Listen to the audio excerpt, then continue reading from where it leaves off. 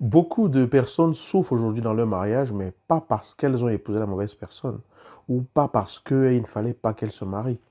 Beaucoup de personnes souffrent aujourd'hui dans leur mariage pour une raison. Ce n'est pas la seule raison, mais c'est un point que j'aimerais soulever dans cette vidéo. Vous savez qu'on ne peut pas tout parler, on ne peut pas parler de tout dans une vidéo, donc on prend des petits morceaux comme ça et on en parle.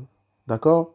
Bonjour les amis, je suis Yannick TM. Vous êtes ici, là où nous semons des graines et des pépites de conscience. Je suis un semeur de pépites et de graines de conscience. Je ne donne de leçons à personne. Je ne dis même pas la vérité. Donc, vous allez devoir analyser ce que je vous partage, voir comment cela résonne en vous et voir ce que vous en faites. Si c'est la première fois que vous arrivez ici, je vais vous inviter simplement à aller en dessous de cette vidéo ou au-dessus de cette vidéo dans la description pour télécharger le guide des 7 erreurs qui peuvent tuer votre vie de couple et qui peuvent vraiment tuer votre vie de couple. Et parmi ces 7 erreurs, il y en a peut-être au moins une que vous commettez et qu'en améliorant, vous améliorez considérablement les choses dans votre couple. Pensez à vous abonner à cette chaîne, c'est comme ça que vous m'encouragez à continuer à toucher le plus grand nombre et surtout partagez la vidéo si elle vous parle, si vous y trouvez un quelconque intérêt, si vous trouvez que cette vidéo apporte une valeur, partagez-la. Alors, qu'est-ce qui fait que beaucoup de personnes aujourd'hui souffrent dans leur mariage, souffrent dans leur vie alors qu'elles ont tant aspiré au mariage et que finalement elles l'ont trouvé? Beaucoup de personnes souffrent dans leur mariage aujourd'hui parce que tout le plan de leur vie, c'était de se marier. La finalité de leur vie, c'était de se marier. Oui, oui, c'est très fréquent ça. C'est très fréquent ces petites filles-là qu'on éduque en leur enseignant comment est-ce qu'elles doivent se comporter si elles veulent trouver un homme. En leur enseignant le risque qu'elles courent si elles se comportent d'une certaine façon de ne pas se marier demain. Le risque qu'elles courent de se retrouver toutes seules. Que l'on met l'accent sur le fait que les actions d'une fille, quand elle grandit, doivent être orientées vers l'objectif de trouver un mari. D'accord? Et lorsqu'on arrive dans le mariage par la suite et qu'on a enfin eu le sésame, qu'on a enfin eu ce diplôme, hein, c'est même plus qu'un diplôme pour beaucoup de personnes de se marier, on veut tout faire pour maintenir ce mariage. Et du coup, on s'oublie, on se met au placard, on se roule en quatre et on fait absolument tout ce qu'on imagine qu'il faut faire pour que le mariage réussisse. Et en faisant cela, à un moment donné, l'être humain étant ce qu'il est, on éprouve aussi quand même d'avoir une certaine reconnaissance, de se sentir quand même bien, d'avoir ne serait-ce qu'une petite attention de la part de la personne avec qui on vit et qui dit nous aimer, que notre partenaire constate quand même et soit reconnaissant. Mais vous vous rendez bien compte que lorsque les gens font ça, le retour n'est pas toujours correspondant à cela. Même si on vous a enseigné qu'il fallait le faire, même si on vous a appris qu'il fallait le faire et tout, n'empêche que vous avez des émotions, n'empêche que vous pouvez être malheureuse également, n'empêche que vous pleurez souvent parce que la personne vous a parlé d'une façon irrespectueuse, vous a maltraité, ne vous a pas traité comme il fallait. Mais tout ceci arrive pourquoi? Parce qu'on a mis le mariage comme étant le summum de l'aboutissement de votre vie. Première chose. Deuxième chose, parce que vous vous êtes donné tellement à fond dans cette relation, sans même vous demander si c'est ce dont votre partenaire avait besoin. Oui, beaucoup de femmes arrivent et font tellement de choses que leurs parents, leur mère, leur soeur, leur tante leur ont apprises et leur ont dit, et elles ne se demandent pas si c'est vraiment ce dont le partenaire avec qui elles sont a besoin. Il y a beaucoup d'hommes qui se sentent étouffés lorsque l'on veut tout faire pour eux. Il y a beaucoup d'hommes qui se sentent envahis, qui sentent ne plus avoir le pouvoir de pouvoir prendre leurs propres décisions lorsque vous voulez être là toujours pour tout faire. Chaque personne aimerait à un moment donné pouvoir sentir qu'il a encore le pouvoir par rapport à sa propre relation. Je ne dis pas que c'est mal de faire ça. Je dis que dans les cas extrêmes, on peut en arriver là. D'accord? Donc quand vous vous oubliez et que vous déroulez le tapis rouge, vous vous couchez comme ça, vous dites marche-moi dessus, vous vous couchez comme ça, vous dites cours sur moi. Voilà. Et vous n'arrivez même plus à rien faire, vous n'avez plus d'aspiration parce qu'en fait vous n'en avez jamais eu. Votre aspiration c'était de vous marier. Ou alors vous n'avez plus de rêve parce que vous n'en avez jamais eu. Vous êtes en train de vivre votre rêve. Sauf que ce rêve-là finit dans beaucoup de cas par devenir un cauchemar parce que vous n'avez pas la réciprocité que vous recherchez. Et du coup, qu'est-ce qui se passe? C'est la frustration qui arrive là. On est amer. On se dit, j'ai tout fait pour lui. J'ai tout sacrifié pour lui. Mais est-ce que tout ce que vous avez fait pour lui là, il vous a dit que c'est vraiment ce qui correspondait à ce qu'il recherche? La plupart du temps, ils ne vont pas se plaindre. Ils ne vont pas le dire. Parce que même ils ne savent pas. Donc c'est important, quand vous entrez dans une relation, de vous demander ce que vous attendez de la relation et de vous demander ce que votre partenaire attend de la relation. Qu'est-ce que vous voulez construire ensemble dans cette relation? Le choix du partenaire est important. Mais il est également important d'avoir des conversations sérieuses sur comment est-ce qu'on se projette, sur comment est-ce que chacun se représente ce que c'est que cette relation, sur comment est-ce que chacun voit ce que devrait être une relation, sur comment est-ce que chacun voit l'orientation qu'on va donner à la relation, sur comment est-ce que chacun voit la place que l'autre est censé occuper, sur comment chacun voit le rôle qu'il ou elle est censé remplir. D'accord?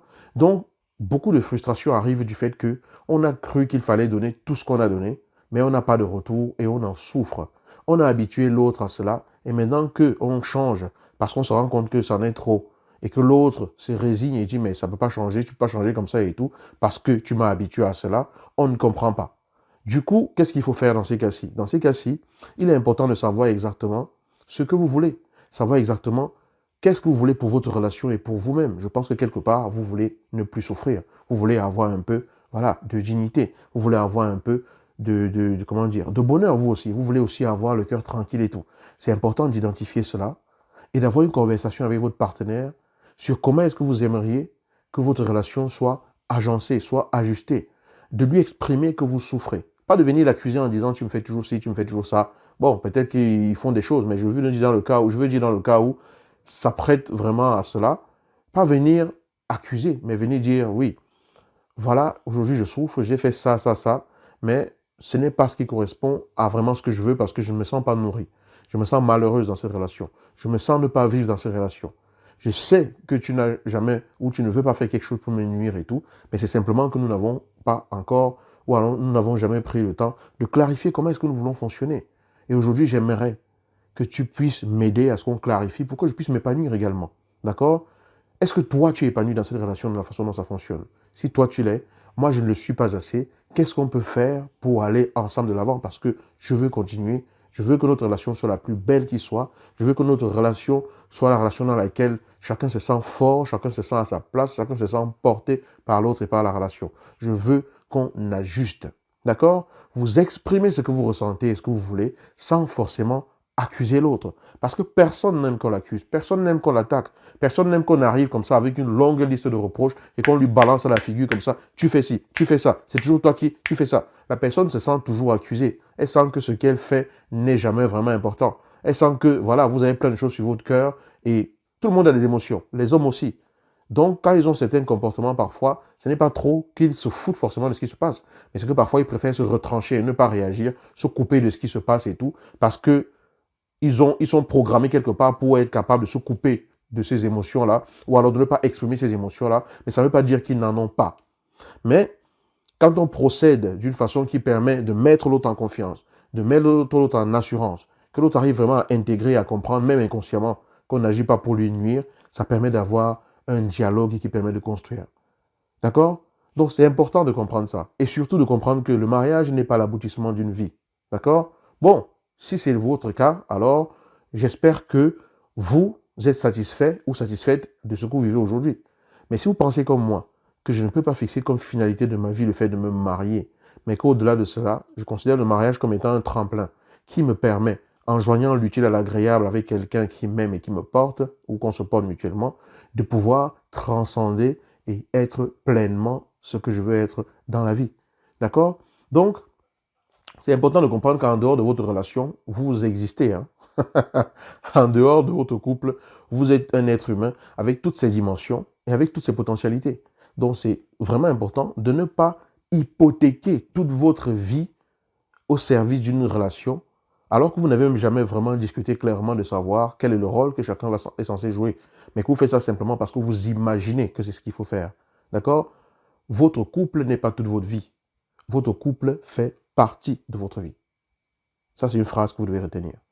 Votre couple n'est pas toute votre vie, il fait partie de votre vie. La preuve, si ce couple s'arrête aujourd'hui, vous continuez de vivre. Si ce couple se termine aujourd'hui, vous continuez de vivre. Si cette personne avec qui vous êtes meurt aujourd'hui, et ce n'est pas ce qu'on souhaite, d'accord, on touche du bois, comme on dit souvent, vous continuez de vivre et devez accomplir votre vie ici. Ok? Voilà un partage que je voulais faire avec vous aussi. Si la vidéo vous a plu, partagez-la. Partagez-la, parce qu'en la partageant, vous m'aidez à éveiller plus de monde. Je milite vraiment pour que les gens aient plus de maturité affective, qu'on grandisse déjà le plus bas âge en ayant eu des exemples d'adultes qui se comportent de façon qui permet de pouvoir construire des choses potables. Ok? Le travail que nous faisons, ce n'est pas que pour vous ou pour nous qui sommes en couple aujourd'hui. C'est même pour les générations à venir. Parce que dans la façon dont je me comporte avec ma partenaire, avec ma femme, avec mon partenaire et tout, j'inspire et j'impacte mon entourage. Et les premiers concernés, ce sont les enfants qui nous observent. Ils disent rien, mais ils observent, ils absorbent, ils enregistrent. Et ils mettront en pratique ce qu'ils ont vu et qu'ils ont appris à si bonne école. Donc, c'est important de comprendre cela.